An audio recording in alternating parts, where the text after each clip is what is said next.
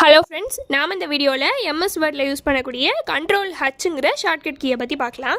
இந்த ஷார்ட்கட் கீயை நம்ம ப்ரெஸ் பண்ணோன்னே நம்ம டாக்குமெண்ட்டில் ஃபைண்ட் அண்ட் ரீப்ளேஸுங்கிற டயலாக் பாக்ஸ் ஓப்பன் ஆகும். அதுக்குள்ளே ரீப்ளேஸுங்கிற டேப் ஓப்பன் ஆகும். இந்த ரீப்ளேஸுங்கிற டேபை நாம் எப்போ யூஸ் பண்ணுவோம்னா, இப்போ நம்ம டாக்குமெண்ட்டில் நம்ம நிறையா சென்டென்சஸ் டைப் பண்ணியிருக்கோம்னா அதில் நிறையா வேர்ட்ஸ் இருக்கும். அதில் ஏதோ ஒரு வார்த்தையை நம்ம தப்பாக டைப் பண்ணிட்டோம்னா, தப்பாக டைப் பண்ண அந்த வேர்டை இந்த என்டையர் டாக்குமெண்ட்லையும் தேடி மாற்றுறதுக்கு பதிலாக இந்த ரீப்ளேஸுங்கிற டேப் மூலமாக நம்ம ஈஸியாக அந்த வேர்டை சேஞ்ச் பண்ணிக்க முடியும். இப்போ பார்த்தீங்கன்னா என்னுடைய டாக்குமெண்ட்ல நான் கம்ப்யூட்டருங்கிற வேர்டை தப்பாக டைப் பண்ணியிருக்கேன். இந்த வேர்டு 3 தடவை வந்திருக்கு.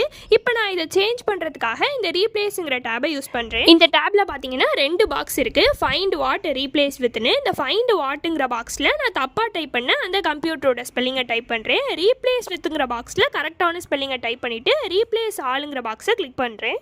இப்போ அந்த கம்ப்யூட்டருங்கிற வேர்டு வந்து கரெக்டான ஸ்பெல்லிங்கோட சேஞ்ச் ஆயிடுச்சு. இதுதான் இந்த ஷார்ட்கட் கீயோடைய யூஸ்.